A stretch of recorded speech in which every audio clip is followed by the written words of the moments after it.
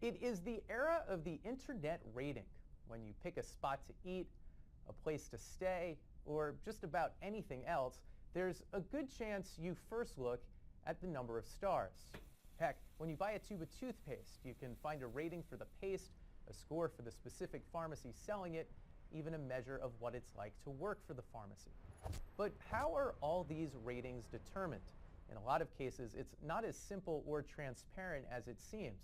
That's what we discovered when we looked into Yelp, which is probably the internet's most influential rating site. Business owners have been caught paying for favorable ratings. Yelp says they've developed an algorithm to screen out fake reviews. But a lot of business owners say what Yelp is really doing is extorting them for advertising money.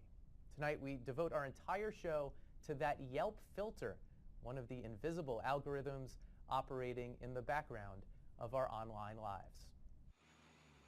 First off, just how much do these ratings matter in the real world? Consider the fate of Dr. Beauty NV, Elaine Prestoris' electrolysis spa in Northern Virginia. Just a year ago, her offices and her scheduling chart were filled with 75 patients a day. This was my typical work week. Today, the calendar is mostly empty. So now, this is what my work week this week looks like. Prestoris says the fall off is easily traced to her Yelp page, which today gives her a dreaded 1-star rating. At one point, she actually changed the name of the business. It was originally called NV Electrolysis and Laser Center, but the Yelp ratings followed her to the new name. And it's not just individual customers who might be scared off by the low rating.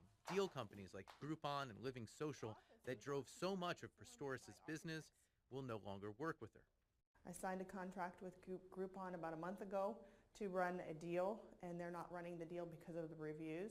We were standing in one of the empty rooms she vacated as her staff shrank from 8 to just her. Do you think your business can survive with a 1-star review? No. You're basically closing your company because of these Yelp reviews. Yes. Set aside for a minute whether Dr. Beauty is a good business or not, and just consider the power of that Yelp rating. A couple hundred pixels on a web page on which the fate of small businesses can rise and fall.